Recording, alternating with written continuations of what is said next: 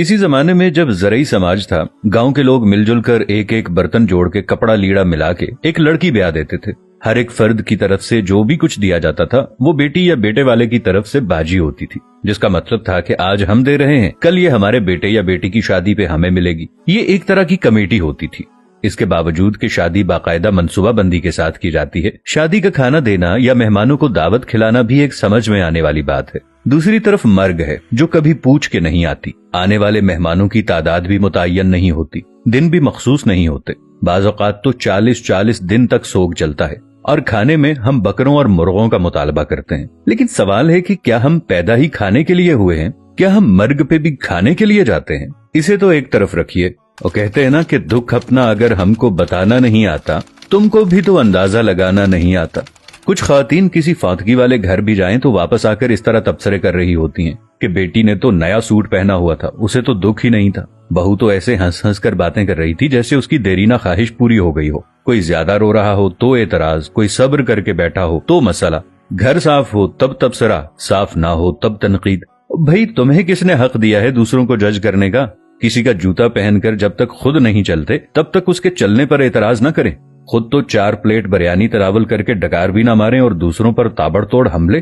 खुदारा रहम करें, कम अज कम सोग में शामिल नहीं हो सकती तो बिला वजह उनकी इज्जत भी ना उछालें। ये वक्त सब पर हर घर में आता है और आना है।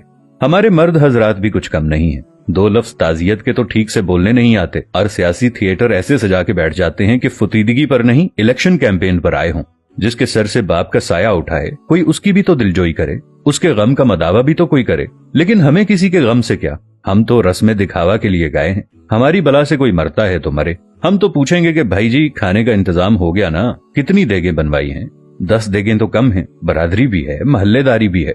वो बेचारा बाप के सोग को भूलकर इस परेशानी में लग जाता है कि कहां से कर्ज पकड़ूं, क्योंकि खाना सही ना बनाया तो बातें होंगी कि सारी जिंदगी बाप का खाया, मरने पर रोटी भी सही ना दे सका। हमें सोचना होगा कि कौन लोग हैं हम। मुसलमान तो दूर, क्या हम इंसान भी हैं? आखिर अशरफुल मखलूकात का ताज पहनकर हैवानियत की सारी हदें उबूर कर जाना कहाँ की इंसानियत है? मैंने मैयत के घर में ऐसी आवाजें भी सुनी हैं। जो देग पर बांटने में लगा हुआ होता है उसे कहा जाता है कि जरा प्लेट में 4 बोटियां ज्यादा डाल देना। वो दामाद भी आया है, उसे भी खाना देना है। वो बेटी जो माँ या बाप की मैयत पर रो रो कर हलकान हो रही थी, जैसे ही जनाजा उठता है तो वो सारा गम पसे पुश्त डालकर खाना तकसीम करने में लग जाती है कि ससुराल वाले भी आए हैं, उन्हें खाना न मिला तो सारी जिंदगी बातें सुनने को मिलेंगी कि तेरे बाप की मैयत पर तो हमें खाना भी नहीं पूछा किसी ने। मैंने इस बात पर भी तबसरे सुने हैं कि सालन में तो तरी ही नहीं थी, हमारी प्लेट में तो बस शोरबा ही आया। हम बहैसियत मुआशरा जालिम बन गए हैं। खुशियां तो कुजा, हमने मर्गों को भी अपने शरीके पूरे करने के लिए इवेंट बना लिया है। वो अकबर इलाहाबादी का शेर था कि जब मैं कहता हूँ कि या अल्लाह मेरा हाल देख, हुक्म होता है कि अपना नामाए अमाल देख। कुछ सवाल आपके ज़मीर के दरवाजे पर छोड़ रहा हूँ। क्या हम फुतीदगी के खाने का बाइकआउट नहीं कर सकते? क्या हम भूख लगने पर बाजार से खाना नहीं खा सकते या अपने घर पर जाकर नहीं खा सकते?